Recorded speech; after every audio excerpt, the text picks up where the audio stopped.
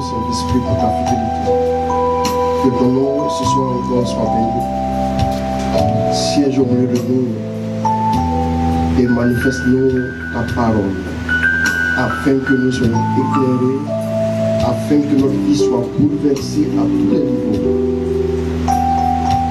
Donne-nous ta lumière, Saint-Esprit, et que ton nom soit glorifié au-delà de toutes choses.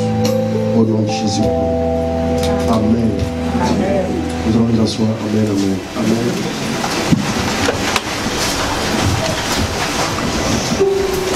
Je veux bénir Dieu pour sa fidélité. Amen. Et ce soir, je n'entends pas être non. Amen. Je ne voudrais pas allonger mon message. Et souvent, quand je dis que ce n'est pas long, et puis le message fait plus de 2 heures. Moi, on se dit que c'est parce que je veux prêcher. Non, c'est parce que le Saint-Esprit veut que je prêche. Amen. Amen. Oh oui. Sinon, ça tenait qu'à moi, je ne serais même pas là en ce moment. Oui, amen. Mais c'est parce qu'il le veut. Amen. Et donc, dans la mesure de sa volonté, nous essayons d'agir. Sinon, amen. Maintenant, quand si tu imposes ta volonté aussi à Dieu, c'est pas bon. Amen. Pas du tout bon. Amen. Et d'obéir scrupuleusement à la volonté de Dieu. Est-ce qu'il te demande de faire? Fais-le et donne toute la gloire à son nom. Amen. Nous parlons donc des principes de la foi. Nous allons entrer tout de suite dans le vif du sujet. Nous allons y aller rapidement pour que quand on aura fait 45 minutes de prédication, on ait dit l'essentiel. Amen. Amen. Je voudrais rendre grâce à Dieu pour sa fidélité. Amen. Voilà, la fidélité, c'est aussi des jours, quand un jour comme ce jour se présente, on se rend compte de la grandeur et de l'ampleur de notre engagement. Amen. Un jour comme ça. Amen. Voilà. Amen, amen, amen, amen, amen, amen. Nous allons prendre Marc 9, verset 23 à 24. Rapidement, et nous allons y aller.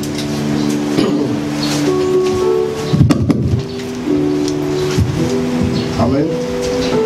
Prenez une des Bibles ici. Cherchez-moi.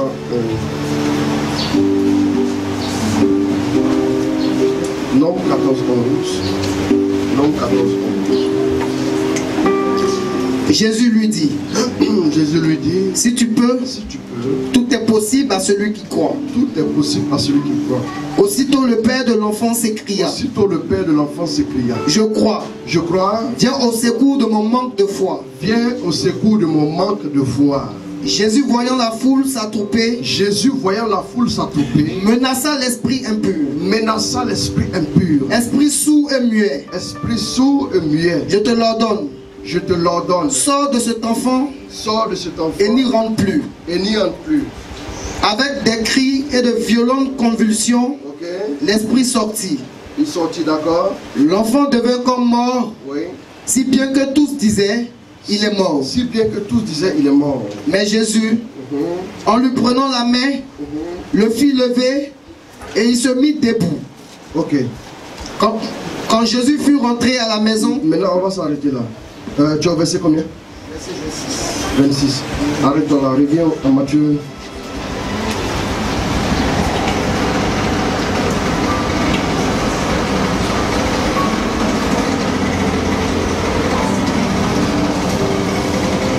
Allons-y au verset 14 du chapitre 17. Matthieu, au verset 14 du chapitre 17. Comme ils arrivaient près de la foule, un homme s'approcha de lui. Et lui dit en tombant à genoux. On continue du verset 14 au verset 21. Allons-y. Oui, allons-y. Il leur dit, à cause de la pauvreté de votre foi. Non, du verset 14 jusqu'au 21. Jusqu'au 21. Comme ils arrivaient près de la foule, c'est ça. Un homme s'approcha de lui, oui, et lui dit en tombant à genoux, Seigneur, aie pitié de mon fils. Il est lunatique. Et souffre beaucoup. Il tombe souvent dans le feu ou dans l'eau. D'accord. Je l'ai bien amené à tes disciples. Mais ils n'ont pas pu le guérir. Prenant la parole. Donc, qu'est-ce qui a fait que les disciples de Jésus n'ont pas pu guérir l'épileptique, l'enfant du monsieur qui est venu le voir? Quelle était la raison? Pourquoi est-ce que la guérison que l'enfant demandait n'a pas pu arriver quand les disciples ont prié? Allons-y. Prenons la parole. Jésus dit, génération incrédule. D'abord il commence génération incrédule. Et pervertie. Incrédule, c'est le contraire de la foi. Nous avons vu ici la dernière fois quand nous parlions de sans la foi nul ne peut plaire à Dieu. Quand Jésus disait à Thomas, tu crois parce que tu as vu. Heureux celui qui croit sans l'avoir vu. Il dit, cesse d'être incrédule et sois croyant. Le contraire de l'incrédulité, c'est le fait de croire. Amen. Est-ce que vous suivez? Donc ici déjà quand nous regardons, on se rend compte tout de suite que les réponses commencent à être livrées. Quelle est la réponse? Qu'est-ce qui a fait l'échec des apôtres sur ce cas précis? Génération incrédule et pervertie.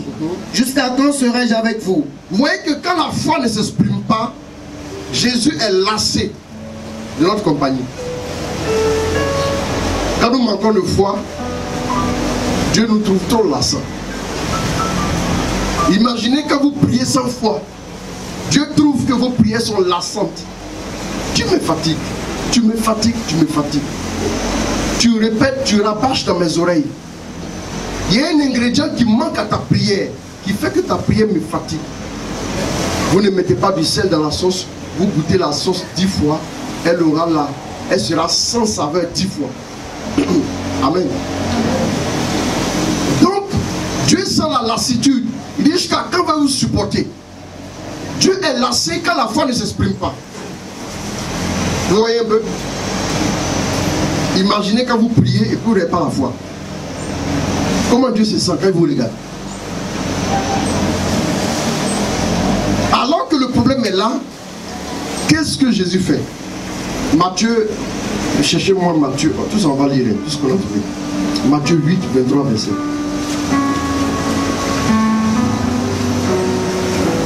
On va revenir au texte résumé. Il monta dans la barque.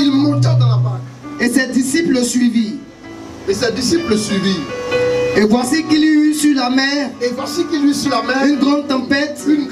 Au point que la barque allait être recouverte par les vagues. Lui cependant dormait. Il s'approchait et le réveillait en disant, Seigneur, au secours, nous périssons. Il a dit, pourquoi avez-vous peur, homme de peu de foi? Alors debout, menaçant les vents et la mer. Vous voyez que ce que Jésus n'aime pas, c'est le manque de foi. On aurait dit, réglons d'abord le problème et après on va faire nos palabres. Mais vous voyez qu'il dit, homme de peu de foi tout de suite. Quand vous n'avez pas la foi, automatiquement Jésus n'est plus à l'aise.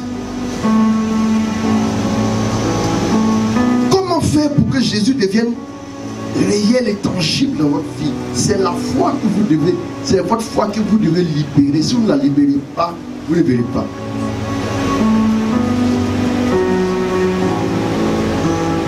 Dans le supermarché des miracles, quand vous arrivez à la caisse pour faire les achats, c'est la foi que vous montrez. Si vous n'avez pas la foi, vous ne sortirez pas avec des ingrédients, avec des produits. Non. C'est la foi. Même si vous priez beaucoup, si vous rentrez au supermarché du miracle, vous ne sortirez pas.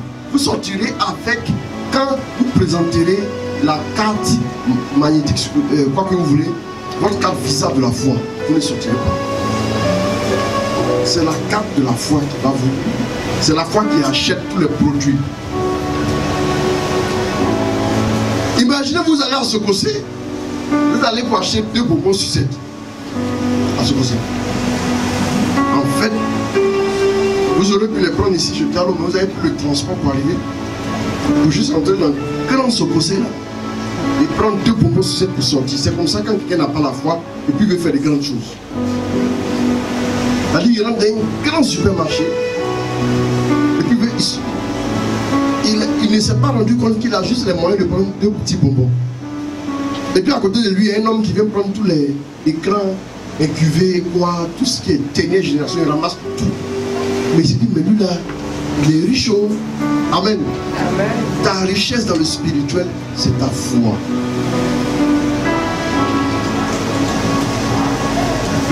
Ta richesse dans le spirituel, c'est ta foi. On est riche que de notre foi. C'est notre foi qui nous donne la possession. C'est par la foi que nous possédons.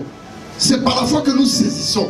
Vous voyez, encore vous arrivez au supermarché et vous voyez dans les vitrines certains produits. Vous les touchez, vous les contemplez dans la vitrine. Si c'est de la nourriture, ça peut vous faire saliver et après vous allez prendre des médicaments parce que vous avez des brûlures au niveau de l'estomac. Amen. Mais vous pourrez les toucher qu'avec la foi. L'accès vous est refusé, que vous n'avez pas la foi. Mais quand vous avez la foi, vous pouvez étendre la main et toucher. C'est par la foi que nous touchons tout ce qui est spirituel. Rien de spirituel ne se manifeste sans le canal de la foi, sans le pont de la foi, sans la connexion de la foi. La foi, c'est un peu comme quand vous asseyez dans votre voiture, vous dites au revoir à tout le monde et vous essayez de démarrer la voiture. Si elle démarre, vous avez la foi. Si elle n'a pas démarré, c'est la foi qui va démarrer. D'abord, il faut que la voiture démarre. Sinon, on ne peut pas voyager. Si ça ne démarre pas, point de voyage. Même à pied, on serait plus rapide qu'une voiture qui n'a pas démarré. Ne vous leurrez pas dans le spirituel. Ne vous leurrez pas. Soyez logique et regardez-vous dans un miroir. Évaluez votre foi. Votre foi, comment vous reconnaissez le niveau de votre foi? Regardez vos épreuves, regardez vos réactions. Si vous pouvez enregistrer, vous regarderez plus tard ce que vous avez dit. Voilà pourquoi il est bon de faire une relecture pour voir comment notre foi se porte. Pourquoi Jésus regarde les disciples qui sont devant la tempête, qui disent on est en train de mourir, et à partir de là, en regardant Jésus devant la tempête, il dit homme de peu de foi. Il aurait pu dire homme de grande foi. Quelqu'un réagit comme ça devant la tempête et il va vous dire moi j'ai la foi. Dites-lui qu'il est homme de peu de foi. Regardez les gens réagir devant les épreuves. Vous verrez le niveau exact de leur foi. Vous-même regardez vos réactions. Ne cherchez pas loin. Hier, avant-hier, comment vous avez réagi? C'était votre foi hier et avant-hier. Il y a des gens, dès que ça fait pan, tu le vois tout de suite. Ils sont en train de pleurer et de paniquer. Ça, c'est quelqu'un qui dit qu'il a la foi. Expliquez-lui qu'en réalité, il n'a pas la foi. Même s'il ne sera pas d'accord avec vous. Vous voyez, pourquoi est-ce que les disciples, plus tard, sont devenus très doués? Pourquoi ils sont devenus performants? Tout simplement parce que, dès le départ, quand il y avait quelque chose, Jésus leur présentait le point de la situation à leur niveau. Pourquoi Pierre est devenu celui qui était capable de guérir les malades avec son ombre? Parce que Jésus l'a repris. Jésus lui a dit homme de peu de foi. Quand il a appris ça, donc il est arrivé et dit ah, donc ma foi est petite. Il est allé se remettre en cause. Vous demanderez à quelqu'un qui parle devant toutes les épreuves. Souvent tu reçois quand elle écoute. Il y a des problèmes. Quand tu dis non, essaie de t'ajuster un peu par rapport à ta foi. Non, moi j'ai la foi. Non, sinon moi je crois. Sinon, bon, quand c'est comme ça là, Le problème est déjà réglé. Tu vas partir comme tu es venu. Parce que tu ne fais pas un examen à ton propre niveau. Tu veux plutôt une prière miracle. Regardez bien. Quand Jésus avait rencontré Matthieu 8, verset 13, dis-moi ça. Dimanche passé, on a lu ça ici, non? Il faut lire. Et Jésus dit au centurion, rentre chez toi. Qu'il te soit fait comme tu as cru. Qu'il te soit fait comme tu as cru. Qu'il te soit fait dans d'autres versions. Dans ta version, on dit quoi ici? Qu'il te soit fait 8, 13. Et Jésus dit à l'officier, retourne chez toi. À cause de ta foi, ce que tu as demandé. Une autre version rapidement. Et Jésus dit à l'officier, Matthieu 8, 13. Oui, allons-y rapidement. 8, 13. Puis il dit au centurion. Il dit au centurion, va, qu'il t'advienne selon ta foi. Selon ta foi, exactement. C'est-à-dire que c'est ton exaucement, l'évangile de ton miracle, c'est l'évangile selon ta foi. C'est ta foi qui doit définir, écrire ton miracle. C'est ta foi qui est l'encre d'impression de ton miracle sur la feuille de papier de ta destinée.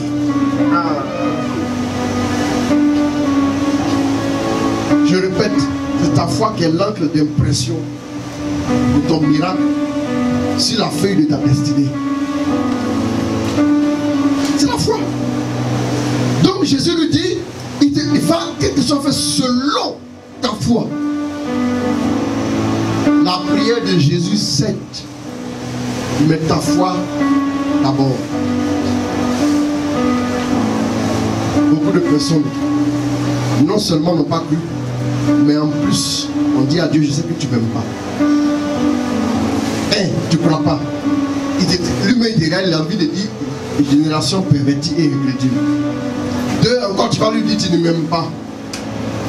En plus d'être un incrédule et perverti, on va ajouter une troisième injure blasphémateur. Quand on sort, ça devient de plus en plus grave. Au moins, quand tu sais que tu ne crois pas, il ne faut pas parler.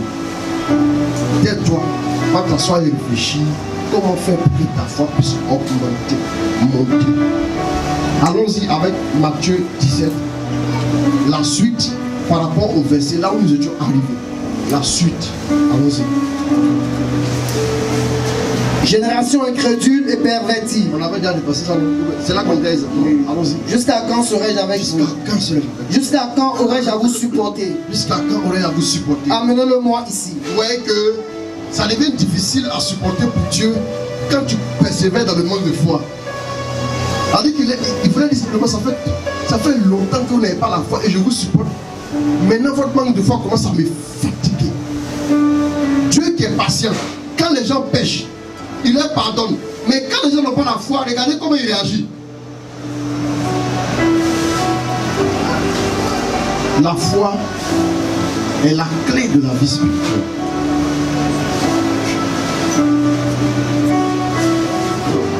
Amen. On continue. Amenez-le-moi ici. Amenez-le-moi ici. Jésus menaça le démon. Jésus menaça le démon qui sortit de l'enfant. Et celui-ci fut guéri dès cette heure-là. Alors les disciples s'approchant de Jésus lui dirent en particulier. Et nous, pourquoi n'avons-nous pu pas le chasser? En fait, quand tu rentres à la maison, ne dis pas à Dieu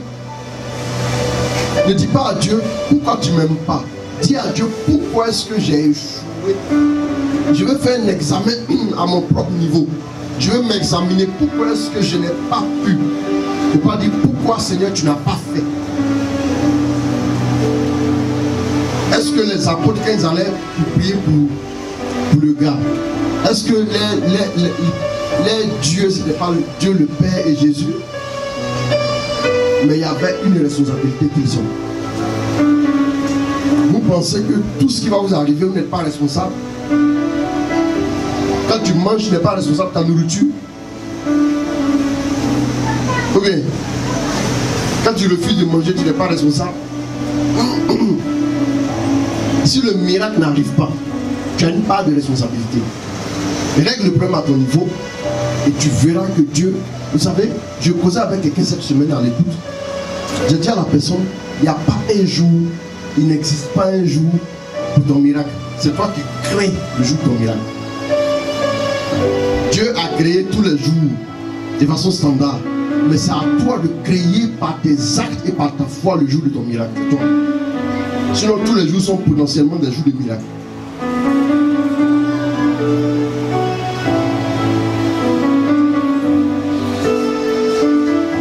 Quand quelqu'un dit j'en ai marre du statu quo, ça dit le changement commence dans sa vie ce jour-là.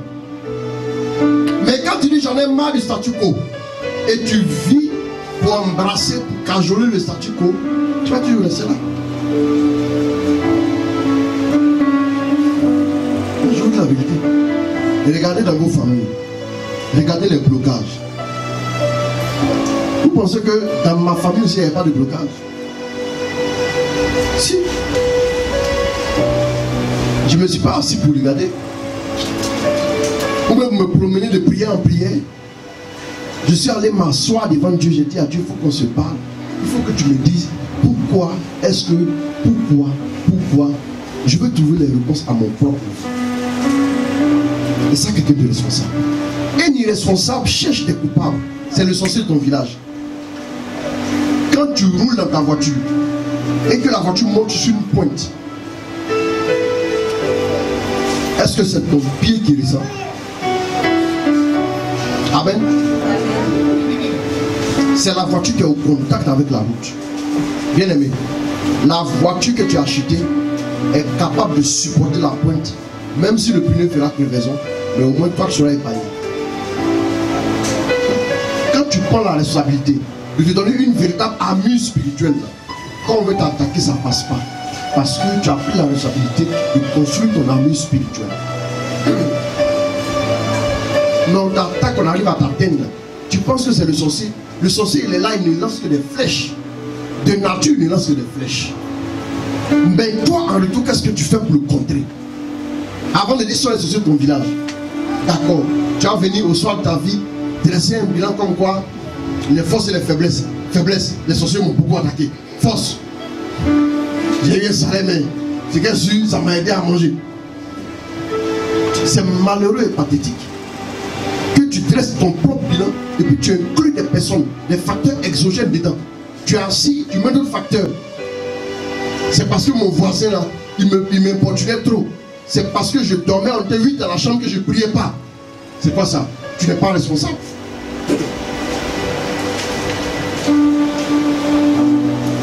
C'est parce que il y avait une fille dans le quartier qui s'habillait comme ça. Elle montrait ses formes dont je n'ai pas pu m'abstenir. C'est parce que le gars, chaque fois que j'arrive chez lui, il me fait les yeux doux. Alors pourquoi je suis tombé? Tu es ridicule. Prends tes responsabilités toi-même.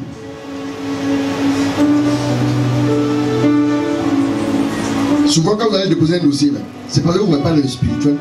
Souvent, vous arrivez, c'est pas que votre dossier n'est pas bon. Hein. Souvent, mais ce n'est même pas parce que, écoutez, il y a plusieurs raisons. Puis, l'une des raisons, ça peut être, je peux citer même des milliers de raisons. Ma marche avec Dieu m'a enseigné beaucoup de choses. Et en plus, le fait d'écouter les gens, j'ai pu apprendre plein de choses. Souvent, ça peut être dû au fait que la personne échoue parce qu'il y a un démon de la maison de son père qui est actif, qui agit, qui l'empêche d'évoluer.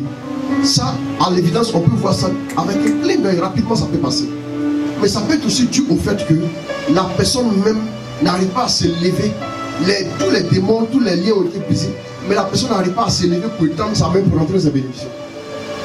C'est un gros paresseux. La Bible dit, un peu de bras croisés, un peu de sommeil, voilà la pauvreté te surprend.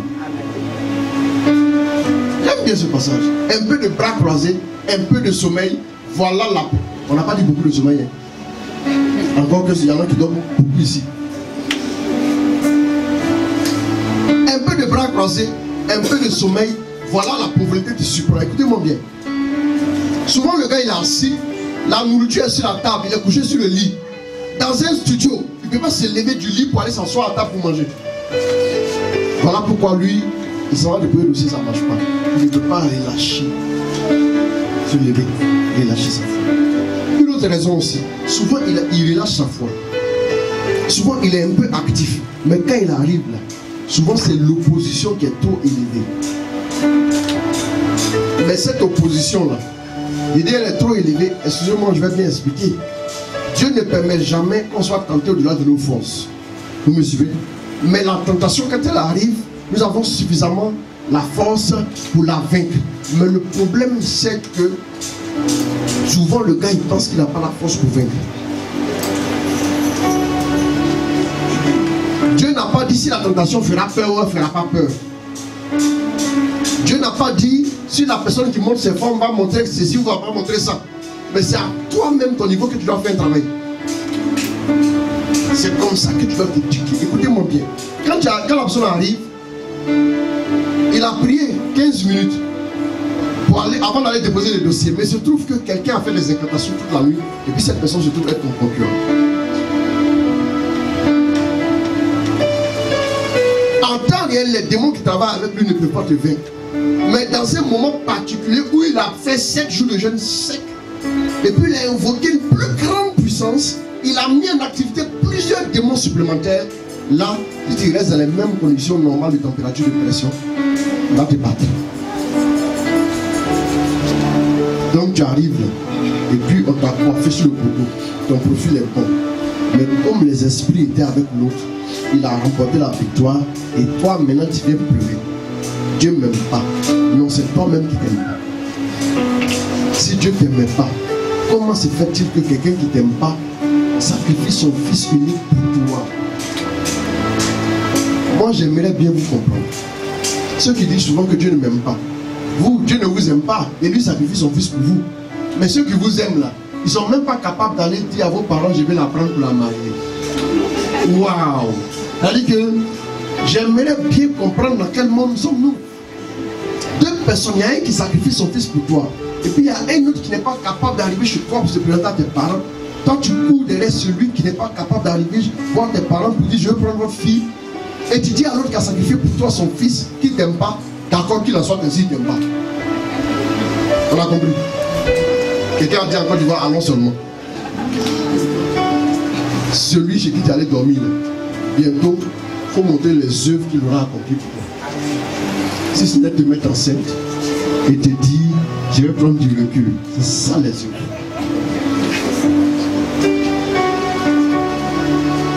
Mes filles, n'ayez pas peur. Dieu ne va pas vous enceinter et puis prendre du recul. Venez à lui. Amen. Amen. Amen. Dis amen bien. Amen. Voilà. Donc on continue. Il a dit quoi? Il dit et nous. Pourquoi? On doit faire, tu dois faire ton examen. On ne fait pas un examen de conscience mathématique ou mécanique. Non. Qui j'ai insulté, qui j'ai pas insulté, qui j'ai mal. Oh, mais est-ce que j'ai injurié, j'ai mal pensé, est-ce que j'ai convoité? Non, arrêtez. Arrêtez. Même si tu n'as rien fait de plus, regarde même ton cœur. Regarde ton cœur. La fierté de ton cœur, déjà, c'est un péché. Je parle d'un examen avec le Seigneur. Ils sont allés en présence de Dieu. Reprends un peu, un verset plus haut. Je l'ai bien amené à tes disciples, mais ils n'ont pas pu le guérir. Non. Prenons la parole. Oui. Jésus, alors, les disciples. Mais tu as allé combien de versets plus haut? Alors les disciples, s'approchant de Jésus, lui dit: écoutez, voilà la première étape.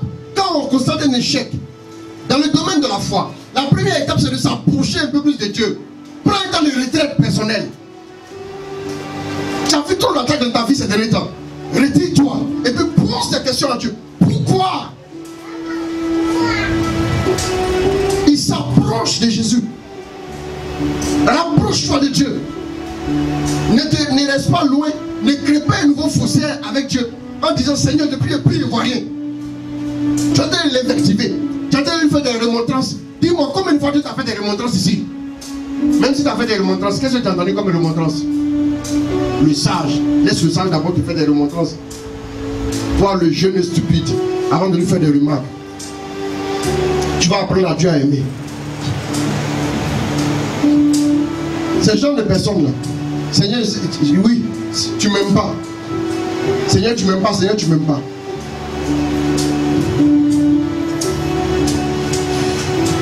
Amen. Gloire à Dieu. Seigneur, tu m'aimes pas. Seigneur, tu m'aimes pas. Amen.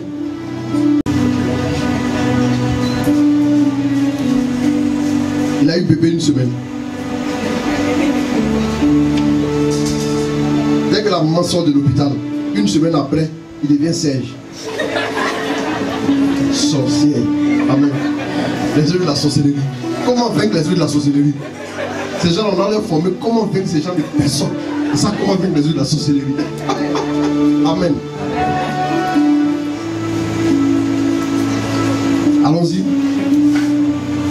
Il a dit, à cause de la pauvreté de votre foi. Bon, ils se sont approchés de Jésus. Amen. Reprends, ils s'approchaient. Il faut reprendre la partie. Alors les disciples, s'approchant de Jésus, bien, pour résoudre le problème de l'échec, c'est à nous de faire un pas et non à Jésus de faire un pas. Est-ce que vous me suivez? Pourquoi est-ce que je retombe toujours dans le même péché? Pourquoi? Pourquoi? Pourquoi? Pourquoi? Je vais poser un pas vers Jésus et puis je vais lui poser des questions. Donc, commence par les questions qu'il pose. Il faut commencer par là. On est en train d'étudier la parole de Dieu. Si tu étudies la parole de Dieu aussi, il est là. Alors, les disciples, s'approchant de Jésus, lui dit en particulier. Regardez, il faut lui dire. Ça veut dire qu'il y a une question particulière qu'il a dit à quelqu'un dit particulier. Elle dit qu'on fait un zoom sur la question. Cas particulier, je le traite particulièrement. Donc on fait un zoom sur la question. Et le zoom que nous faisons sur la question, c'est quoi? C'est de dire à Jésus de façon particulière, explique-moi ça. Quand vous priez, apparemment on n'a pas eu de réponse. Mais vous ne vous levez pas. Vous ne vous levez pas pour aller poser une question à Dieu. Mais vous attendez la prochaine tentative. Mais comme vous ne changez pas, vous allez encore connaître un échec. Les échecs s'accumulant, ça va produire en vous la déception. Les 12 apôtres, à part Judas là, eux tous ne sont pas restés. Ils sont restés là. Vous avez vu que ce qui a fait après, beaucoup oublient ça, hein. Ce qui a fait après le succès des apôtres là, c'est qu'ils sont restés fidèles à Jésus. Ils sont restés avec lui. Là où ils priaient, ils sont restés avec lui tout le temps. Quand il vient, après il dit non, je suis fatigué cette saison. Il y a une fois vu Pierre, il dit cette fois-ci, il ne t'accompagne pas. Même Pierre qui était sanguin, un gars souvent un peu instable.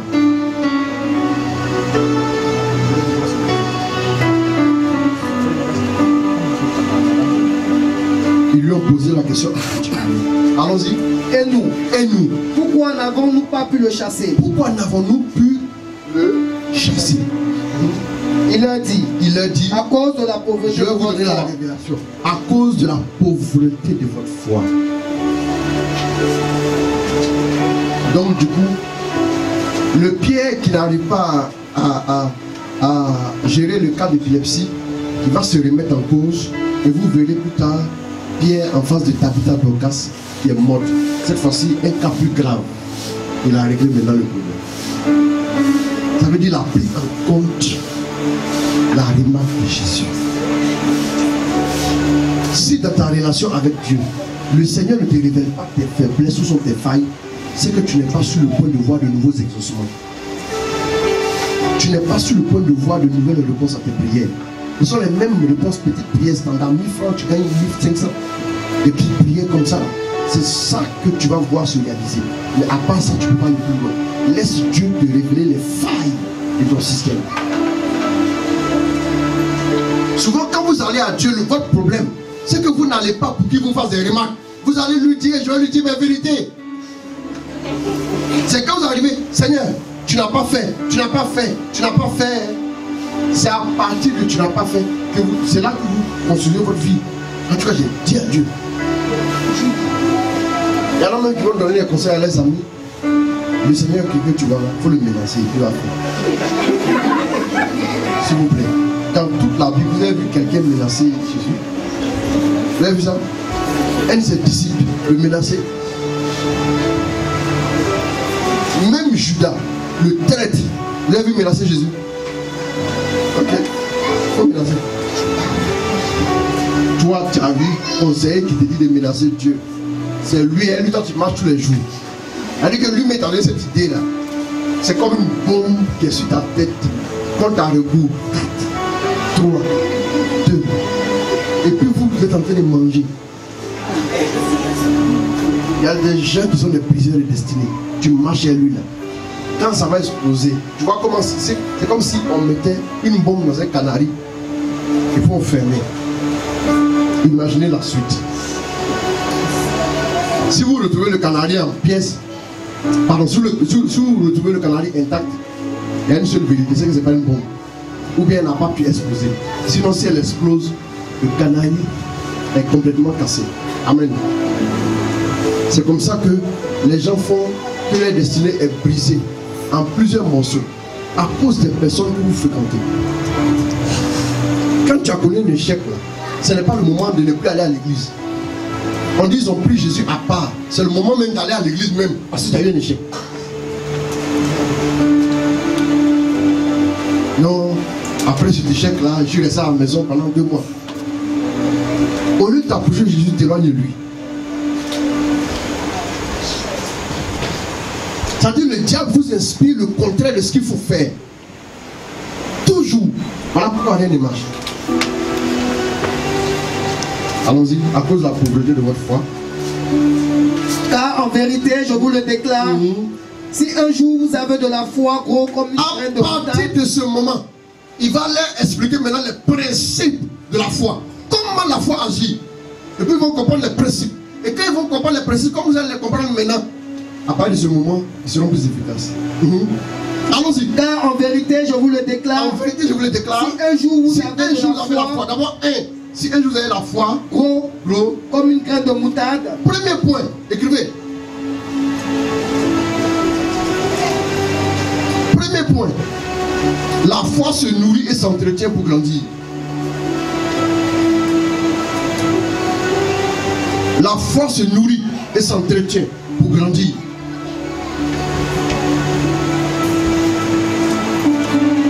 Ça passe le live. Ça passe. Tu es connecté ici, ça passe maintenant.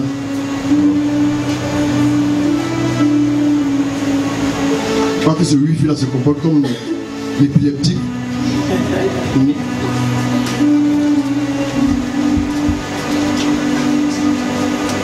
La foi se nourrit et s'entretient. Ce qui se nourrit et s'entretient peut aussi s'étioler et mourir. Ça peut soit grandir ou bien aussi mourir. Donc, je reprends. Si vous avez un jour, je le déclare, si un jour vous avez de la foi, il dit un jour, gros comme une graine de moutarde. Pourquoi dire un jour? Il y a des gens qui veulent que leur foi grandisse ici et maintenant. C'est pas possible. Maintenant, pourquoi Jésus ne dit pas c'est tel jour? Il dit un jour. Ça veut dire la croissance de votre foi dépend plus de vous que de lui. Quand Jésus renvoie à un jour, là, ça veut dire que ça ne dépend pas de lui. Si on leur a dit, il dit, quand ça dépendait de lui, il a dit quoi à Pierre? Il dit avant que le coq ne chante une fois, tu m'auras déjà revenu 3 fois. C'était précis, non? Mais pourquoi ici il dit un jour? Si un jour, ça veut dire que c'est laissé à votre choix.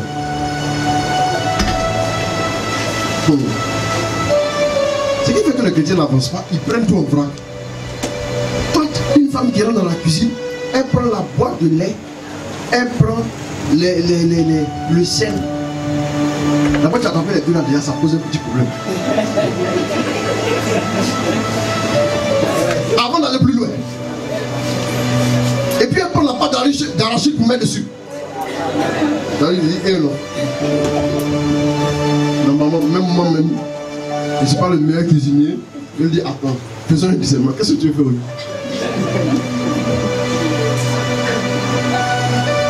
Avant de commencer à allumer le feu, explique-moi ce que tu vas faire.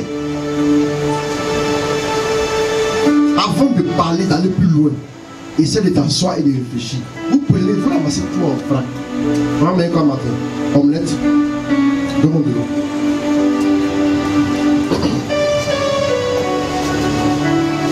Et puis on mange quoi à midi? Sauce feuille. On mange quoi le soir? salade. Bon, je sais comment on fait. On ramasse tout maintenant matin, et puis on met tout ensemble, on met une marmite, on met au feu. Qu'est-ce que ça va produire? Même si séparément ils sont mangeables, si on les met ensemble, on les mange, on produit un effet néfaste. Il y a les combinaisons qui ne volent pas, il y a les combinaisons qui fonctionnent. Ton café du matin avec la confiture, tu mets de la sauce. Amen. C'est comme ça que les chrétiens vivent. Quand ça ne va pas, il fait jeûne et prière. Quand jeûne et prière, ça n'a pas fonctionné, il commence à briser tout. Quand il casse, ça n'a pas fonctionné, il commence à maintenant maudire Dieu un peu dans la paix.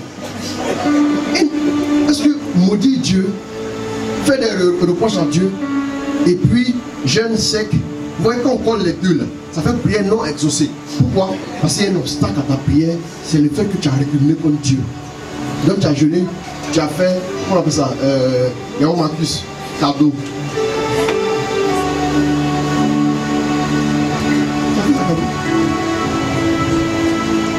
Récrimination, plus gêne, plus quoi encore? Prière de combat. Non, il ne fallait pas commencer prière de combat. Quand tu mets prière de combat, ça fait maladie. Parce que tu as récrimé contre Dieu. Il n'est pas content de toi. Et puis tu as bloqué des mots.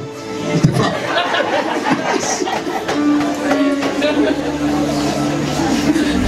Je dis, ne faut pas. Vous voyez les combinaisons? Vous voyez les combinaisons? Bon. Tu prends un félalgan. On dit, pourquoi je suis malade? Le nom de Dieu qui a prêché a compris que je suis malade. Donc j'arrive à la maison, je prends le verre d'eau, je mets un félalgan dedans, puis je découpe piment.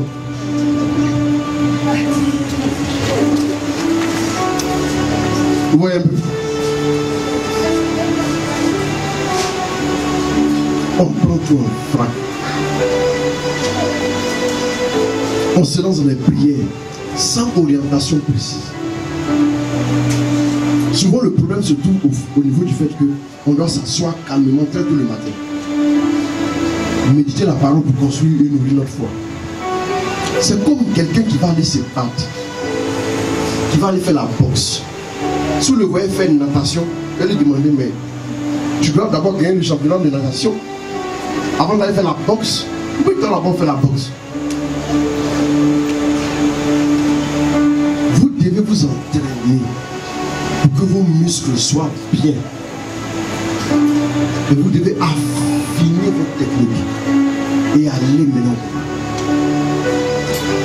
Voilà pourquoi Paul a dit prenez le glaive. Quand vous allez pour attaquer l'ennemi, il faut avoir une armure. Il dit la ceinture, c'est quoi? La vérité. Il dit la cuirasse, la justice. Et la foi, c'est comme un bouclier. Paul a médité, il a compris que si tu es équipé, si tu n'as pas de bouclier, si tu n'as pas de chaussures, si tu n'as pas de cuirasse, si tu n'as pas d'épée, comment tu vas vaincre l'ennemi? Paul a bien réfléchi à une logique.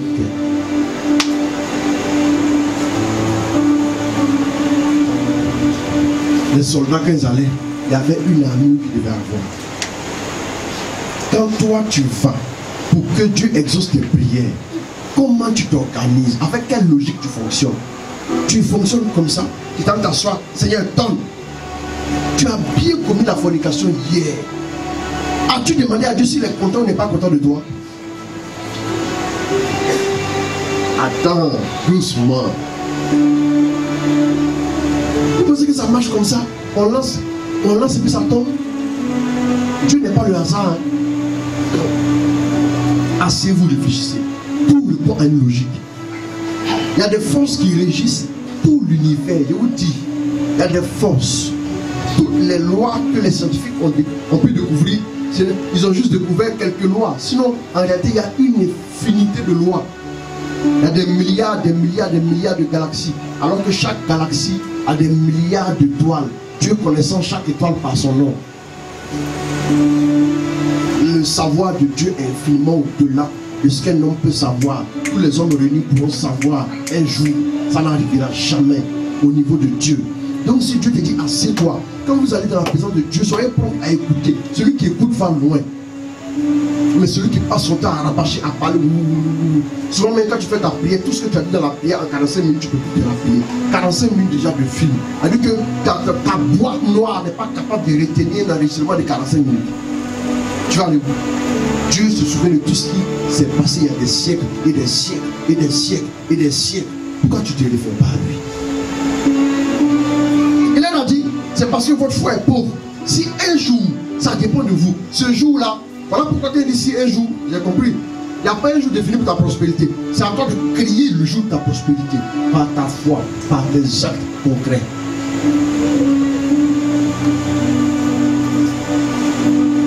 Il n'y a pas. Tu peux rester comme ça célibataire jusqu'à 99 ans, 99. Les gens ont fait des 100 bougies.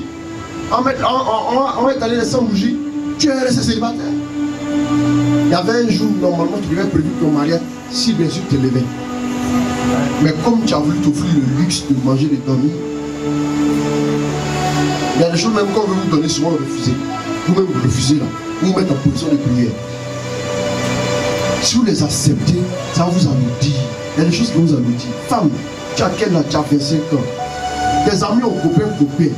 Mais toi, tu n'es pas obligé. Donne-toi 2 ans, prie pour embellir ta vie spirituellement avant de rentrer dans la maison de quelqu'un. Ou même moisissure dans votre affaire. Maison, on vient de concevoir la moisissure pour l'attendre. Quand on vous demande de t'attendre un peu de temps, vous dites c'est trop. Mais au lieu d'attendre 2 ans, là, tu vas attendre finalement 15 ans. Si tu acceptes les 2 ans dans la soumission, ça va aller plus vite. Si tu veux te révéler, tu veux faire des trucs, sors à gauche, à droite. Tu sors avec quelqu'un qui a voiture, tu donnes le téléphone. D'abord, la base est la force. Ça va aller où? Si tu étais censé, tu allais dire cheminot, on ne se touche pas. On se serre la main comme des amis qui se rencontrent au quartier. A commencé à faire des bisous. Au nom de quelle loi on va faire des bisous? Faire des bisous à toutes les femmes que tu rencontres dans la vie ici. Fais des bisous. On fait des bisous. On fait des bisous. Je rencontre. On fait des bisous.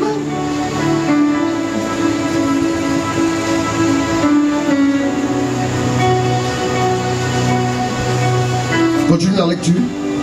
Si un jour, là en vérité je vous le déclare, si un jour vous avez de la foi grosse, si un jour vous avez de la foi, comme une graine de moutarde, c'est-à-dire qu'il y a la grande foi. Mais la grandeur de la foi n'a pas besoin d'aller trop loin. C'est les grandes au niveau de graines de moutarde, qui est la plus petite des graines qui existent. Oui. Vous direz à cette montagne. Voilà. Et puis il va commencer à étaler les principes. Vous direz à cette montagne. Passe d'ici là-bas. Passe d'ici. Et elle y passera. Retenons quelques éléments. Rien ne vous sera impossible. Rien ne vous sera. Waouh. Là, rendu à ce niveau, quand rien ne vous sera impossible. Rien ne vous sera impossible. Quand on arrive au stade de rien ne vous sera impossible, là, quand on te voit, tu souris seulement.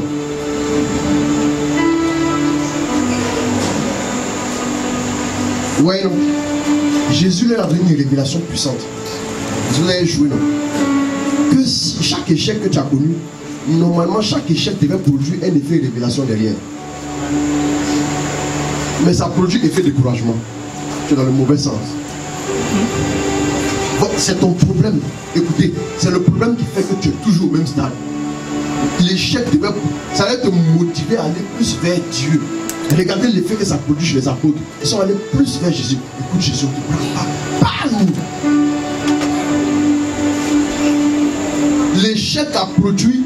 Non, l'échec t'a fait faire demi-tour, t'éloigner de Dieu. Oh, quand tu as été rapproché de lui.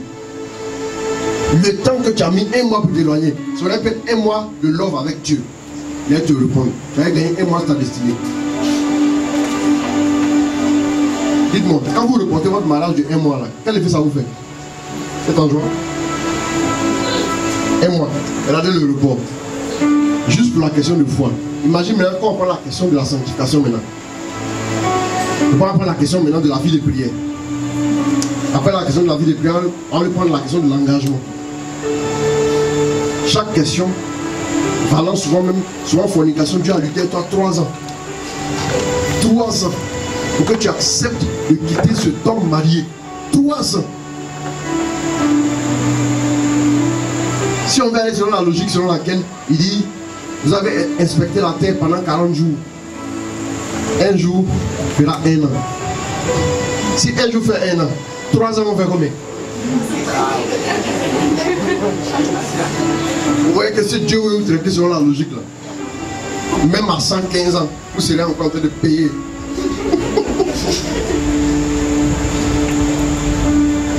C'est ça, on parle de miséricorde. Miséricorde. C'est là qu'il faut comprendre l'ampleur et la grandeur de la miséricorde de Dieu. Vous qui voulez oublier la miséricorde de Dieu, comprenez. Si Dieu voulait calculer vos récriminations, calculer ce que vous devez y rembourser, même si vous devez vivre 7 fois, la 7e vie ne suffirait pas à vous faire prendre les bénédictions. On va prendre les principes rapidement. Comme je ne veux pas durer. J'ai assez duré déjà. La foi se nourrit. Premier point. La foi voit un but précis. La foi voit un but précis. C'est le deuxième point. Premier point, la foi se nourrit. Deuxième point, allons-y, c'est ça. Voilà, c'est la fatigue. Deuxième point, la foi voit un but précis. Je n'ai pas ordonné les points. Quand on va lire ici, on voit que le point du but précis n'intervient pas le premier. Il faut lire. Bon, voici les points, je vous les lis. Et puis on va en question ensemble. La foi voit un but précis. La foi identifie toujours l'obstacle avec. Et la foi a une destination précise qui lui est définie. Et la foi parle. On termine par la foi pour s'agir. La foi parle. Bon, regardez ici. La foi voit un but précis. Allons-y, on va ressortir ce point là-dedans. Allons-y. C'est Jésus maintenant qui parle. Un jour, vous avez la foi. Il leur dit, car en vérité, je vous le déclare, si un jour vous avez de la foi, gros comme une graine de moutarde, vous direz à cette montagne, vous allez dire à cette montagne, les sons savoir de venir à passe d'ici là-bas. Voilà, là-bas, passe d'ici à là-bas. On ne dit pas quelque part. Hein? Dans d'autres versions, on dit, dans ce texte, il est dans, souvent chez Marc, ou bien chez un autre, on dit, vous direz à cette montagne, déplace-toi d'ici et jette-toi dans la... La foi a toujours un point précis qui est défini comme but. On ne dit pas jette-toi où tu veux, jette-toi, va ailleurs, va loin d'ici. Non, la foi définit toujours la destination. Je prends un exemple. Seigneur, je prie, rends-moi prospère, rends-moi prospère, rends-moi prospère. Arrêtez, on avait rien dit. Il n'y a pas. Les apôtres ont bien compris ça après. Ça veut rien dire. Sinon, prospère veut dire réussir dans ce que tu dans tes voies. Je peux dire rends-moi prospère. Et j'ai sorti à traverser le couloir. J'ai réussi à traverser le couloir. J'ai prospéré. Vous voyez comment est-ce que la prospérité peut être vague. Mais quand tu parles de la prospérité financière, la foi doit te donner une destination précise. Comment ça sera taillé et te sera donné? Chaque enfant qui naît a un groupe sanguin précis. N'est-ce pas? Il y a des renseignements cliniques qu'il a de façon précise. Souvent l'enfant peut piocher le groupe sanguin de son parent, sa maman, il pioche, il ramasse, mais ils sont avec un groupe sanguin. Ce n'est pas un mélange hétérogène. Ils sont avec un groupe sanguin précis. Dieu est précis dans tout ce qu'il fait. Comme il va encore faire dans votre vie, parlant de prospérité, donnez-lui des précisions par votre foi. Je vais être prospère. Maintenant, quand tu es prospère, là, pour toi, quel est le chiffre d'affaires d'un homme prospère? Est-ce que tu peux nous dire ça? Quel est le chiffre d'affaires d'un homme prospère? Quand tu dis prospère, c'est d'avoir combien comme salaire? C'est ce que tu appelles prospère. Tu peux dire, Seigneur, donne-moi un salaire. Mais celui qui est payé à 15 000 à un salaire, N'est-ce pas? Donne-moi un travail. Tu vas aller matin au plateau, tu arrives à 7 h. On te fait faire un travail de bison jusqu'à 21 h. On te paye 42 000. Il t'a donné un travail ou il t'a pas donné un travail? Si on est d'accord sur ce point-là, c'est que Dieu vous bénisse. Quand vous priez en vrac, si vous nous aurez des réponses souvent dangereuses. On ne dit pas tout le monde, non. Voilà le profil de ce que je recherche. Tu es en train de promener, tu cherches quelque chose dans le sable. On dit que tu cherches. Il cherche une pièce de 100 francs. Et vous avez une pièce de 100 francs plus 25. Est-ce que c'est pas différent? Ce que tu cherches précisément, il faut dire. C'est une pièce de 100 francs, non? Si tu vois une pièce de 5 francs, ce n'est pas encore ma pièce de 100 francs. Je continue de chercher. J'ai trouvé une pièce, mais je ne suis pas réjoui. Parce que ce n'est pas ce que je voulais. Quand on n'est pas précis, vous n'allez pas vous réjouir. Vous n'allez pas pouvoir donner gloire à Dieu.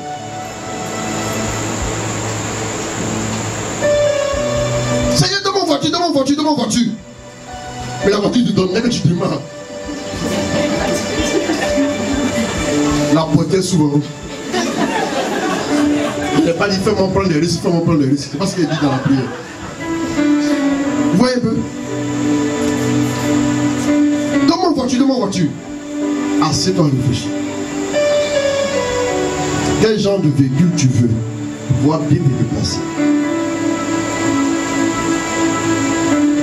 Tu veux un véhicule 2 portières.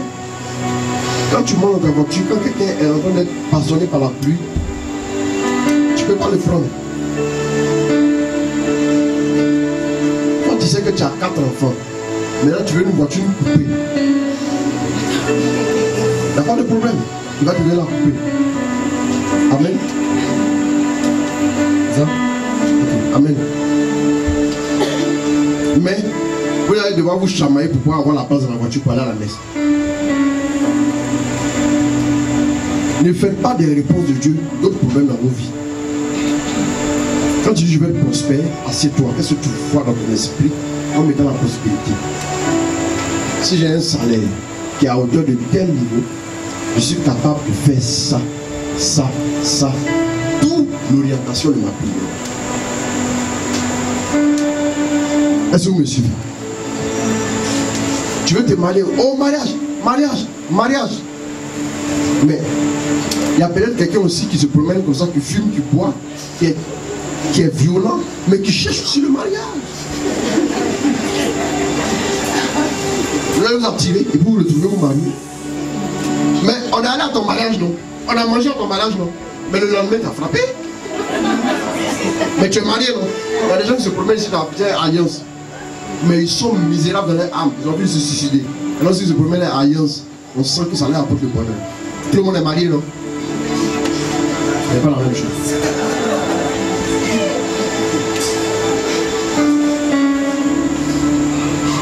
D'après quelqu'un, le mariage n'est pas une croisade d'évangélisation.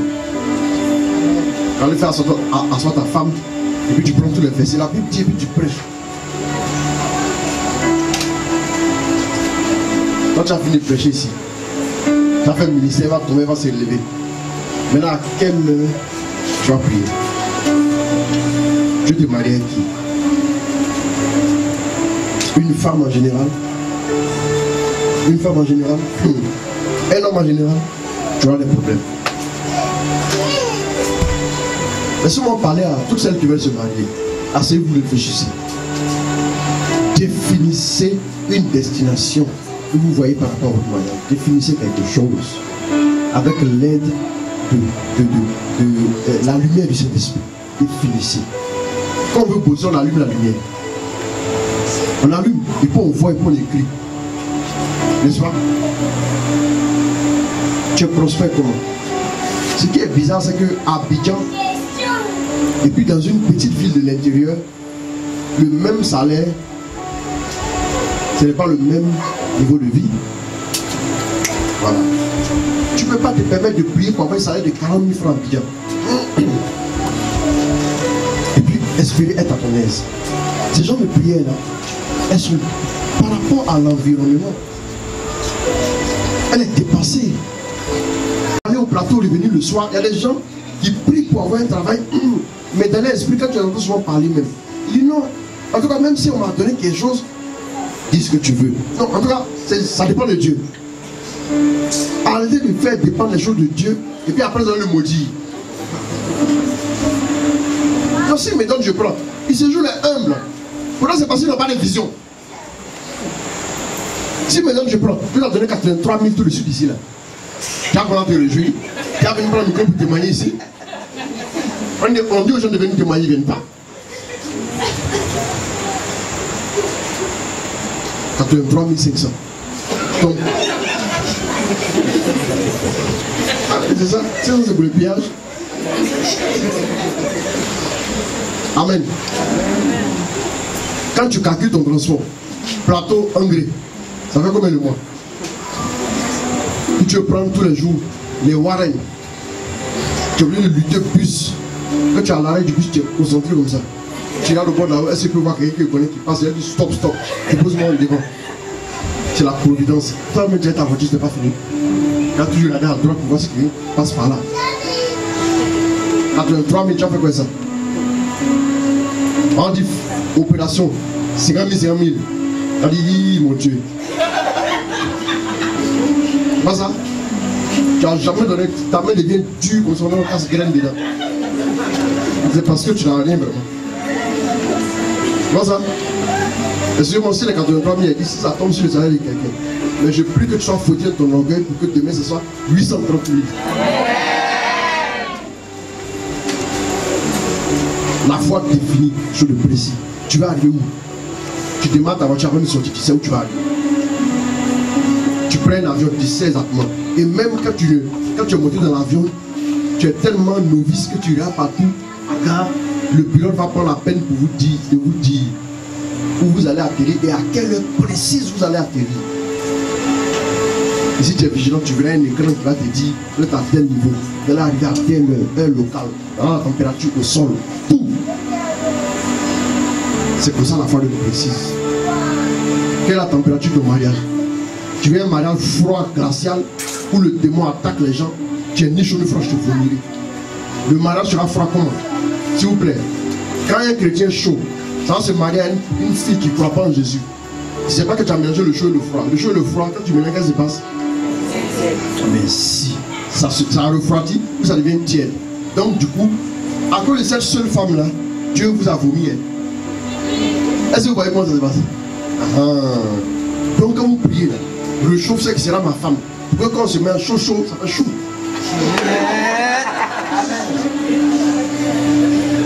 Et remarquez que pour servir Dieu là, tant que tu n'es pas chaud, tu ne peux pas le servir. Mais regardez, Moïse a rencontré Dieu où? Le buisson ardent. Les apôtres ont reçu les langues de feu. Il faut que ça soit chaud. Sinon tu ne peux pas le servir. Si toi déjà tu n'es pas bien chaud, c'est un mari maintenant qui est dans la franc-maçonnerie que tu vas aller prendre. Mais quand ça va mon mariage là, le cadeau que je vais prendre, j'ai mis en bas au revoir. Parce que c'est que tu as pu venir.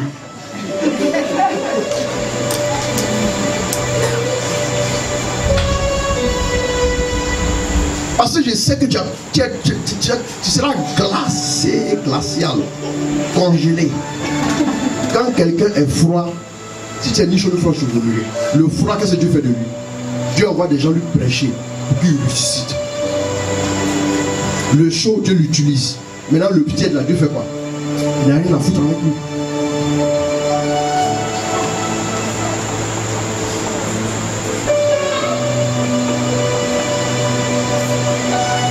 Quelle température tu veux pour ton mariage?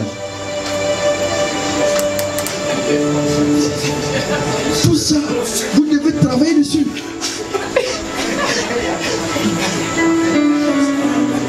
Une femme qui a 6 ans de que de novelas, de A à Z. Tu veux qu'en tant que secrétaire de Dieu, on rentre dans ta maison, c'est novelas qui s'exprime. Quelle teinture tu veux pour ton couple? C'est tout ça qu'on doit préparer avant de rentrer dedans. Voilà pourquoi Dieu prend son temps. Sinon, c'est en faisant la peinture de ta maison, la peinture de ton mari. Excusez-moi l'expression. C'est ce qui fait que ça tarde. Mais plus tu pries, plus les travaux vont vite. Plus tu pries, plus ça va vite. Plus ça va vite. Mais comme tu pries jamais, ça prend trop de temps. Et une fois par mois, les manœuvres arrivent ici. Il faut une demi-journée, puis ça monte le mois prochain.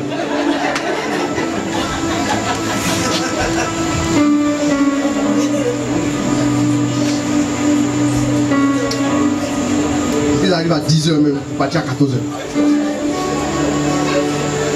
Ils ont d'autres contrats ailleurs. Les manœuvres sont les anges. Il y a des moments où tu pries. Quand tu es en train de prier, les anges sont actifs. Quand tu médites la parole, ils sont actifs. Quand tu relâches chaque fois, ils sont actifs. Mais quand tu es couché en train de te lamenter, ils arrêtent le travail.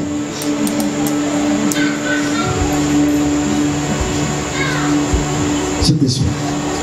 Je ne peux pas me marier avec une femme qui ne croit pas en toi. D'abord, elle. Quand tu as regardé jusqu'à dans tout le monde entier, ce qui me plaît, les filles catholiques. J'aime ça avec vous. Vous voyez vos frères catholiques dans l'église. Eux, ils sont bons quand recevoir la paix de Christ de vous juste. Et vous sortez de là, vous partez attraper bouddhisme, marier ça. Oh. Maintenant, vous venez, on fait combat. On va faire celui de combat. Ça ne marche pas. Il y a des choix quand ils sont mal faits. Le reste du temps, vous payez seulement. Vous ne faites que payer les conséquences.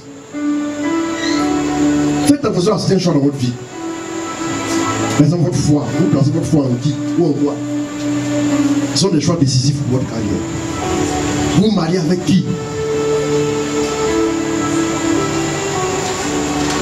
Non, c'est un homme, il est venu, il me dit oui, lui il craint Dieu. Ou bien il va à l'église. Va à l'église, tellement cette expression m'énerve. Va à l'église. Ça veut rien dire. Comme si tu vas au marché. Est-ce qu'il a donné sa vie à Dieu? Est-ce qu'il est chrétien pratiquant? Vous allez me dire qu'il dit qu'il est chrétien. Mais je m'en fous de ce qu'il dit. Parce que le même qui dit qu'il est chrétien, c'est le même qui dit on fait pause par rapport à notre relation. Mais regardez ses actes, ses œuvres. Il dit qu'il est chrétien, mais quel acte il pose tous les jours? Qu'est-ce qu'il fait tous les jours? C'est ça qui définit sa foi. Quelqu'un qui dit qu'il est chrétien, on n'a même pas encore arrivé dans la maison. Il est toujours en train de boire dans les bars. Comment toi tu peux dire que tu es renouvelé puis tu es toujours assis dans les bars? Vous avez une fois vu quelqu'un qui ouvre sa Bible en plein bar, en train de poser ses amis. Comment un chrétien peut s'identifier à la pierre? Comment un chrétien peut être là en train d'envoyer des SMS aux filles, aux petites filles du quartier, des SMS?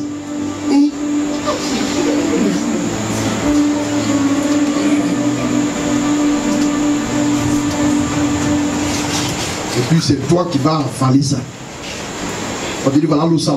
Tu vas boire, si j'ai pas boire. Mais il va te dire c'est de l'eau propre. Tu bois, tu regardes. Femme. Tu as vu que les yeux c'est sale, mais il te dit c'est propre, tu bois. Tu t'es appuyé sur ce qu'il a dit. Mais quand toi tu regardes, c'est sale, non? Et puis tu bois. Continue comme ça. Bientôt il va te quitter, il va dire je suis là, je suis tout ton mari. Il va prendre ça, je suis tout ton mari. Reste là, comment attendre? Tu as un mari imaginaire qui l'imagine. Asseyez-vous, ajustez-vous. Posez-vous des questions. Quelle est ma destination? Qu'est-ce que je vois dans 5 ans pour moi? Dans 5 ans, un salaire de 80 000. Tu peux faire quoi dans 5 ans? Rien.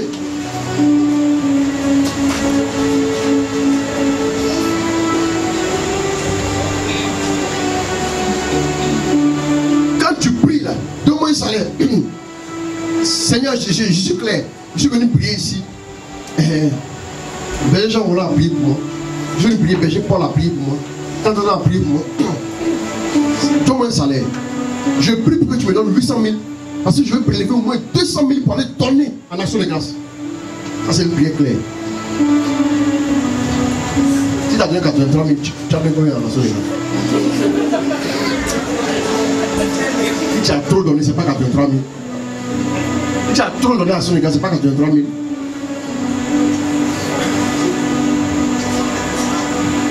Mais là, à son égard, tu as fait, et puis tu sors, tu sens que tu transpires fast. Vite, vite comme ça. C'est pas la peine de faire.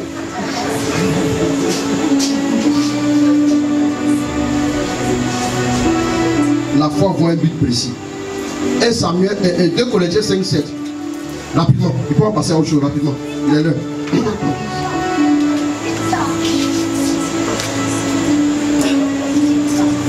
C'est une chose, Dieu m'a appelé à prêcher. Ça, c'est mon travail. Il faut lire rapidement. Car nous cheminons par la foi. Car nous cheminons par la foi. Non par la vue. Voilà. Ça dit que quand...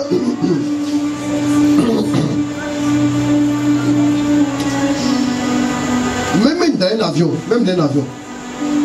quand on a tout programmé dans le pilote automatique, il va maintenir l'avion à une altitude, à une vitesse, il va reculer, il va avancer. À un moment donné, quand on sera en approche finale, l'avion descend. On va débrancher le pilote automatique. Et puis on va regarder. On va voir la piste. J'ai eu la chance en venant de Paris de prendre le plus gros avion du monde, le Airbus A380. Il y avait devant moi un écran avec 2 caméras. Il y avait une caméra qui était sur les ailes et une caméra qui était à la queue de l'appareil. Donc je jouais comme ça avec. Quand on était en approche finale pour descendre sur Abidjan, j'ai touché pour voir la caméra qui est à la queue. Et au moment où il dit dans 2 minutes, on sera au sol, j'ai activé la caméra au niveau de la queue pour voir sur mon écran. Je vois la piste bien alignée comme ça. Et je vois les feux de piste. Et je vois l'avion qui est réglé sur la piste. Ça m'a touché.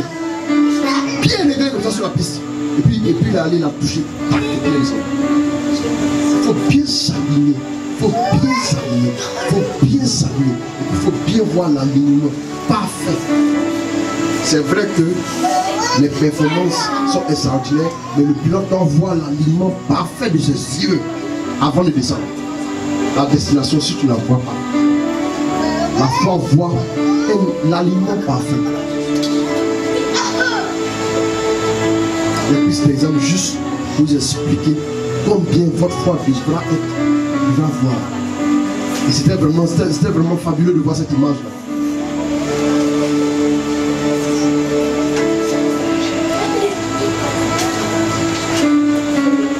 Amen.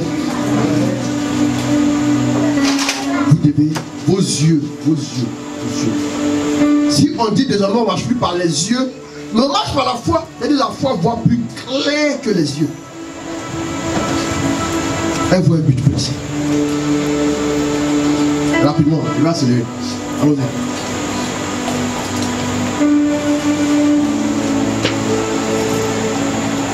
Genèse 12 rapidement, verset 2 à 3, on va terminer ça là. On avance.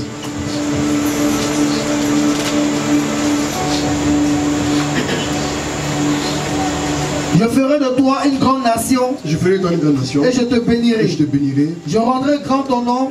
Je rendrai grand ton nom. Sois en bénédiction. Sois en bénédiction. Regardez, quand Dieu a demandé à Abraham de sortir, là, il lui a pas dit où il allait, non. Mais en esprit, c'est-à-dire que de par les yeux, il ne pouvait pas voir où il allait. Mais dans son esprit, quand Dieu a parlé, par la foi, il a saisi exactement sa destination. Destination, bénédiction, source de bénédiction. Dieu a tout esprit. Et il va un jour l'attraper pour lui dire allons et regarde, compte les étoiles du ciel. Je vais donner une précision à ta descendance. Et regarde, tu as vu comment c'est beaucoup, non? Il y a beaucoup d'étoiles. C'est comme ça. Essaie de compter. C'est tellement qu'il était arrivé dans les 2000, 3000, tellement il était obéissant. 4 millions, oh Seigneur, j'ai mal au cou. Donc, tes enfants sont plus de 4000. Et puis, Dieu lui a certainement dit il y a des milliards d'étoiles. Donc, tes enfants seront le milliard. Au lieu de 7 milliards.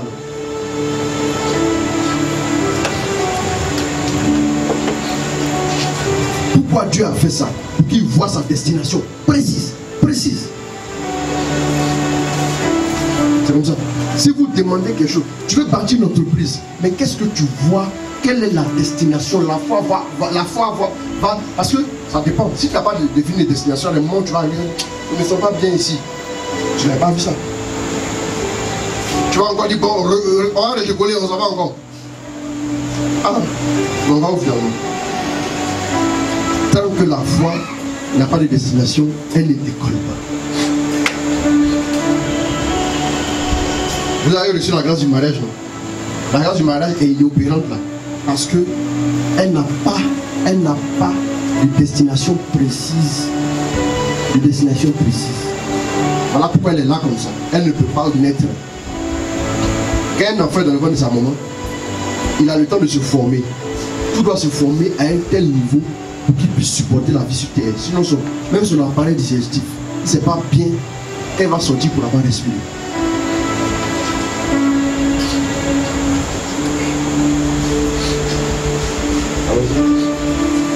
La foi identifie l'obstacle à vaincre. Donc allons-y, relis Matthieu 17 là. On va voir l'obstacle ici. Dans les principes. Rapidement, s'il te plaît. Alors les disciples, oh là là, tu as levé tout le monde. À cause de la... Il a dit, si un jour, tu me fatigues, mais tu dis, à cause de... Tu t'arrives jusqu'au loin là-bas. Hein, c'est en vérité. Oui, en vérité. Je vous le déclare. Si un jour, vous avez de la foi, oui, gros comme une graine de moutarde. Quand je dis l'obstacle, dis-moi maintenant l'obstacle, oui, vous direz à cette montagne. Est-ce que tu vas me sortir? À cette montagne. Le problème ici, le problème qui est posé à la foi, c'est cette montagne. On n'a pas dit une montagne parmi les montagnes. Cette montagne précise. Quel est l'obstacle que vous définissez? Je crois en Dieu. Je crois que j'aurai un lendemain meilleur. Mais tu t'attaques à quoi par rapport à aujourd'hui? Quel est l'obstacle qui fait que tu n'as pas aujourd'hui meilleur? C'est quoi? Qu'est-ce qui t'empêche? C'est quoi? Qu'est-ce que tu veux faire dans ta vie? Quel est le combat que tu veux mener? Il faut localiser. Les choses à faire. Quand tu prends un antipaludique, tu veux vaincre quoi? C'est le palu. Ce n'est pas la diarrhée, excusez-moi.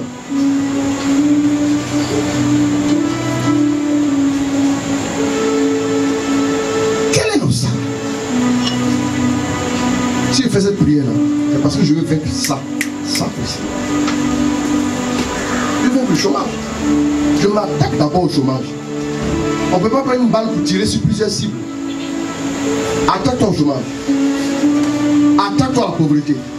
Attaque-toi au célibat. Attaque-toi au statu quo dans lequel tu es. Tu tournes toujours en rond. Tu n'avances pas. Attaque-toi à ça. Précisément. Et des prières logiques et précises. Cette montagne. Vous direz à cette montagne qui est là. Cette montagne qui est là. Commence à chercher ce que on va dire bientôt. Quand je vais lire le titre là-bas, cherche rapidement.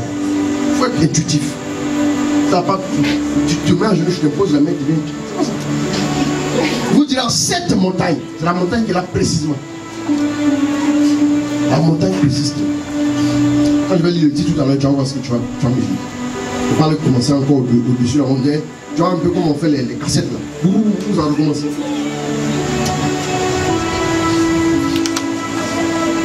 La formation, ça va. Donc c'est comme ça. Cette montagne précise. Vous voyez que quand on veut allumer une lumière, on dit quoi? C'est un interrupteur. Il y a une clé qui va ouvrir la porte qui est là. C'est pas la clé de la voiture qui ouvre la chambre, qui ouvre le bureau, qui ouvre les toilettes, qui ouvre partout. Ouais, non? Vous avez tout sur les clés, vous menez ça, c'est pas scandaleux pour vous. Chaque clé a une porte qu'elle doit vaincre. Mais quand tu prends la clé, tu sais précisément, souvent tu restes sur la clé de Meka, tu as la porte, tu appuies sur la vachette Meka. Tu ne vas pas prendre Nico ou même Mick pour mettre dans Meka, ça ne passera pas. Je dis c'est la vérité. N'est-ce pas? Vous faites ça intelligemment chez vous à la maison. C'est pour la fois là, vous faites tout en vrac. On met graines, lait dans graines, accompagné de salade avec pistache. Et on dit bon appétit. Si c'est une question seulement tu as eu, tu as fait sortir. Voilà, ça peut exploser dans ton ventre. Dès que c'est un explosif, tu prépares des choses pareilles. Oui, oui. Il y a des explosifs qu'on fait avec des ingrédients naturels. Vous ne savez pas? Même insecticides. On met huile là. On fait ça pour faire. On bricole.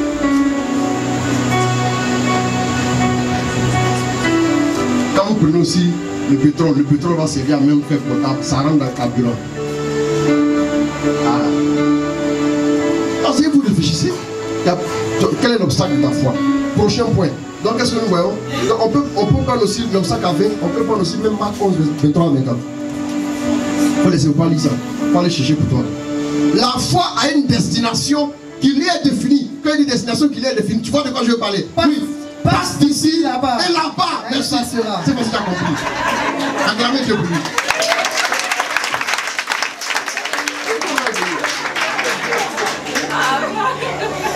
Avec ta foi maintenant est opérante. Amen. Passe d'ici à là-bas. Là-bas là c'est où? C'est défini. Alors on va prendre Marc 11, 23, 24. On va, il va définir un peu plus de détails. Bon, quand j'ai fini d'enseigner, je dépose le micro et je ne peux pas. En vérité, je vous le déclare. Si quelqu'un dit à cette montagne, ôte-toi de là, et jette-toi dans la mer, jette-toi précisément dans la mer. Et s'il ne doute pas en son cœur, mais croit que cela arrivera, cela lui sera accordé. Voilà, donc elle a une destination précise. On a parlé d'un but précis. Il y a un but et une destination. On peut dissocier même les deux. Ok? Le but c'est un peu la mission à accomplir. Mais la destination c'est ce qui sera bientôt notre position et notre statut. Demain, quand tu espères arriver à un accomplissement, qu'est-ce que tu vois demain? Quand par exemple, tu t'attaques, j'ai dit par exemple de quoi? D'une montagne précise, l'obstacle, non? L'obstacle qui va être bougé. Il faut qu'on ait un résultat final. On vise. Est-ce que vous me suivez? J'explique simplement. Si vous voulez, par exemple, tu es en train de lutter contre le chômage, non? Qu'est-ce que tu vas atteindre en fin de compte? En brisant le chômage, en relâchant ta foi pour anéantir le chômage, pour te faire parvenir à quoi? À la grâce de l'emploi. Qu'est-ce que tu vois de façon finale? L'homme qui travaille selon toi-même, selon ta foi. Vous me dites, cela fait selon ta foi, non? Donc, quelle est ta version des faits? Quelle est ta version de l'homme qui travaille? Selon Françoise, selon Flora, selon Flora.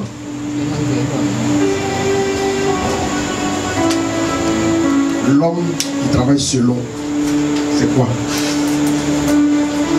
La destination produit l'action de grâce au Seigneur. Amen. Amen. Elle a une destination. La mer. Bon. L'avant-dernier. La foi parle. La foi parle. Reprends encore. La foi parle. Matthieu 17. Matthieu 17. Regarde bien. La foi parle. La foi parle. Vous direz. C'est ça non? Matthieu 17. Si vous avez la foi comme une graine de... Car en vérité, je vous le déclare, si un jour vous avez de la foi, gros comme une graine de moutarde, vous direz... Vous direz. Voilà, c'est le vous direz qui m'intéresse. Vous direz. Donc quand il dit quand vous aurez la foi, vous allez dire. Après du moment où la foi est là, vous commencez à... Dire, ça veut dire la foi parle. Il dit quand vous aurez la foi, vous allez commencer à dire. La conséquence de la foi, c'est parler. La foi parle. Si tu as la foi que tu ne parles pas, toi c'est dedans, il dit que tout est... Quand Jésus leur a expliqué, là, normalement s'ils ont médité, ils ont compris les principes. La foi ne s'était pas. La foi n'est pas muette. Non, je vois foi. Ça marche pas comme ça. La foi n'est pas muette. Ça, c'est pas la foi. Ce qui ne parle pas là, c'est pas la foi. Voilà pourquoi, quand les gens disent que je vis ma foi dans mon cœur, je me tais, quoi là. Ce sont les gens qui n'ont pas la foi. Non, je vous dis la vérité. Si tu as la foi, tu ne peux pas te taire. C'est que nous avons vu et entendu, nous ne pouvons pas nous taire. Oui. Parce que la... Non, vous allez voir plus tard que la foi même entend. Ça c'est le dernier message que je fais sur moi là.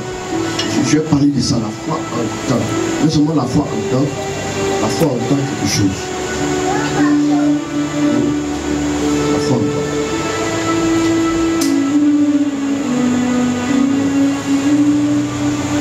voir le langage de la foi après. La foi, là, ne vous amusez pas avec moi. La foi parle. Si votre foi ne parle pas là, 1 Samuel 17, 46. 1 Samuel 17, 46. Prends. 1 Samuel 17, 46. Si votre foi ne parle pas, ça n'est pas encore la foi. Vous voyez pourquoi est-ce que quelqu'un est là et puis il marche et puis il dit oui. Écoutez, je vous donne un exemple.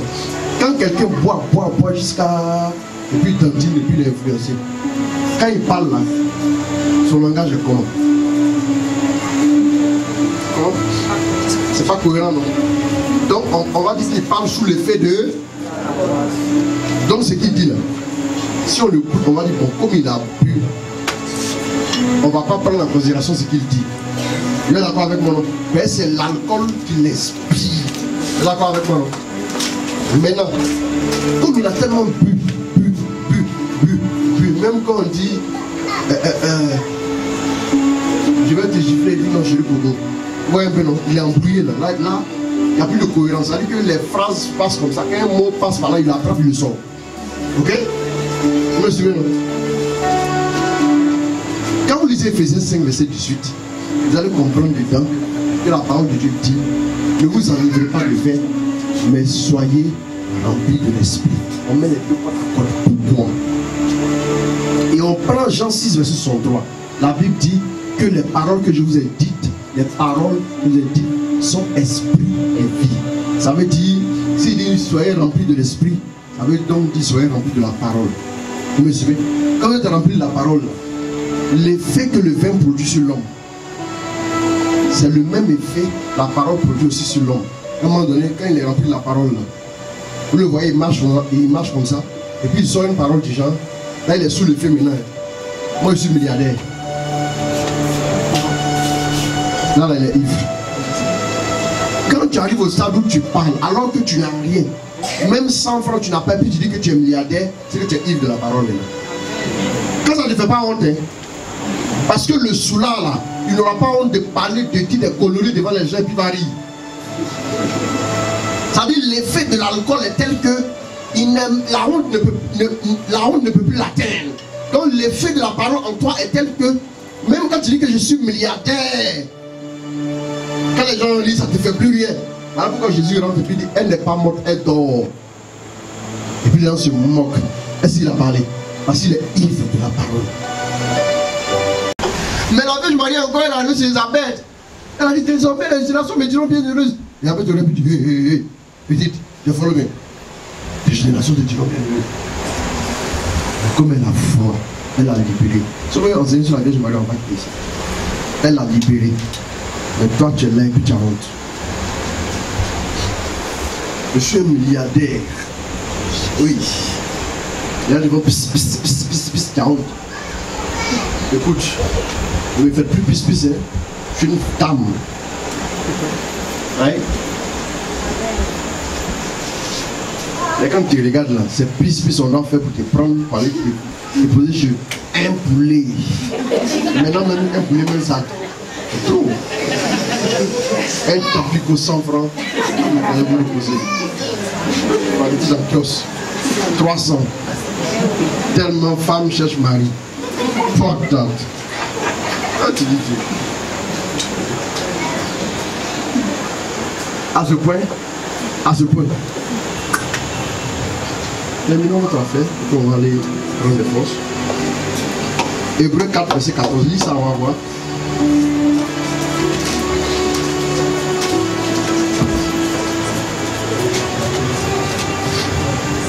Hébreux 4, 14, vous allez faire prière 5 minutes. C'est rapidement. Ayant donc un grand prêtre éminent qui a traversé les cieux, Jésus, le Fils de Dieu, tenons ferme la confession de foi. Tenons ferme la confession de foi. On doit fermement tenir ça. Même si on se manque de toi, il faut tenir ferme la confession de foi. Parce qu'on a un grand prêtre qui intervient pour nous dans les cieux là. Tenons ferme notre confession de foi.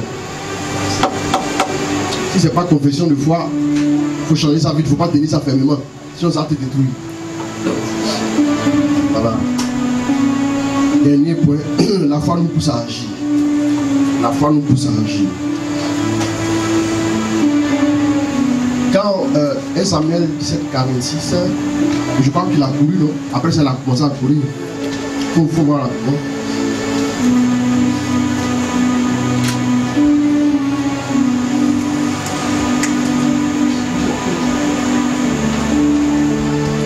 Et toute la terre saura qu'il y a un Dieu pour Israël. Oui. Et toute cette assemblée le saura. Ce n'est ni par l'épée, ni par la lance que le Seigneur donne la victoire. Mais le Seigneur est le maître de la guerre. Doucement.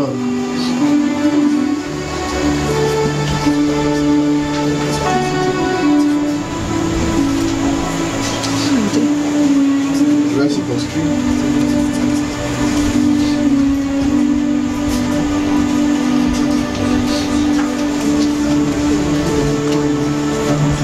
Amen. Il a commencé à courir. 49. 49. Alors il faut dire, je vois. David mit prestement la main dans son sac. Non, 48. Tandis que le Philistin s'ébranlait pour affronter David et s'approchait de plus en plus. David courut à toute vitesse. David courut à toute vitesse. Pour se placer. La foi nous pousse à agir. Mais on agit en nous alignant sur ce qui a été dit. C'est qu'est-ce qui ta bouche. Tu dis tu vas aller corriger Saül, pardon, Goliath, c'est pas la peine de courir pour reculer. Viens, t'es garçon, non. Ça c'est pas la foi ça. Ça c'est le doute. Faut avancer. Ok? Donc, voilà. La prochaine fois je parlerai des 3 types de foi encore, selon les Écritures. Et là, parler de ça. Amen. La foi nous pousse à agir. Ok? Jacques 2, il en a bien parlé. Tu as la foi, moi j'ai les œuvres. La foi avec les œuvres.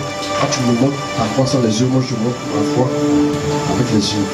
Montrez-moi quelqu'un qui me dit tous les matins la parole de Dieu pendant au moins 30 minutes chaque jour, consciencieusement, sérieusement et minutieusement, sans chercher un intérêt mondain derrière. Que se construit spirituellement. Vous ne savez pas que pour gagner dans le monde, il faut d'abord être construit spirituellement. Voilà pourquoi, sous d'autres cieux, les maladies prospèrent. Et si ça touche les démons, et ça marche. Et vous les chrétiens êtes assis à tout penser selon votre force physique. Le temps, quel est l'obédience? C'est les films à Dieu combien de minutes? 23 minutes. 45 minutes. Et il y a les tournées d'obédience qui durent. Mais le problème c'est que même la chaîne est là. Du matin au soir, vous allez après vous allez 2, 3, 4, 5, 6. Vous voyez un peu non? Mais le problème c'est que si vous prenez un film de télénovelas par jour, c'est une pilule, vous prenez, vous savez pas ça? Vous savez pas? Vous savez pas? Vous avez bu médicaments des gens jusqu'à ça n'a rien fait. Asseyez-vous, prenez un verset de la parole de Dieu tous les matins. Buvez ça. Un matin, un midi et le soir. Prends Josué 1, verset 6 en suivant. Tu vas lire, puis je vais donner la posologie. Quelqu'un me prépare Proverbe 4, verset 22. Rapidement. Toi, prends ça rapidement. Je vais donner quelque chose, un petit secret qui va s'arrêter. Personne ne pourra tenir devant toi tous les jours. Verset combien? 5. 6. Je dis 6. Sois fort et courageux. Ça sur le tout. Ça on médite ça tous les jours. Car c'est toi qui donneras comme patrimoine à ce peuple le pays que j'ai juré à leur père de leur donner. D'accord. Oui. Oui. Sois fort et très courageux.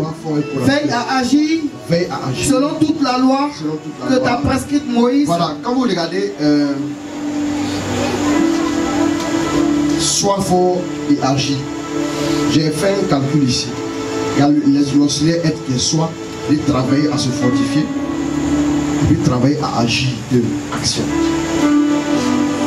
Dans sois fort, il y a 4 sois et il y a 2 agir. Dieu veut 2 fois plus que tu sois fortifié dans ta foi avant d'agir. Allons-y, continue. Veille à agir selon toute la loi que t'a prescrite Moïse, mon serviteur. Ne t'en écarte ni à droite ni à gauche afin de réussir partout où tu iras. Ce livre de la loi ne s'éloignera pas de ta bouche. Ne s'éloignera pas de ta bouche. Tu le murmuras. Jour et nuit. Voilà, jour et nuit. Voilà la posologie. Proverbe 4, verset 22 maintenant rapidement. 4 versets. On a dit jour et nuit, non? On revient tout à l'heure. Proverbe 4, 22, rapidement, accélère. Il dit 22, 4, 22. Proverbe 4, 22. C'est toi là, il n'y a pas 4, 22. Il faut lire. Il donne la vie et la santé. Le commandement que je te donne, il donne la vie et la santé à tous ceux qui l'acceptent. À tous ceux qui l'acceptent. Il faut lire dans ta version. Car ils sont vie pour qui les recueille et santé pour tout son être. Dans notre version, il est dit ils sont vie et remède. Remède, c'est médicament. Le médicament, il parle de la parole que je te donne. C'est une vie et c'est un médicament. Un médicament a toujours une posologie. Quand on a lu Josué 1, on a vu que la posologie médite ma parole jour et nuit. Un comprimé matin, un comprimé le soir. Sur cette posologie, tu verras que Dieu va te bénir. Au nom de Jésus-Christ. Amen. Amen. Amen. Que Dieu vous bénisse. Amen. Amen. Amen. Bon, venez prendre le micro. Voilà. Que Dieu vous garde.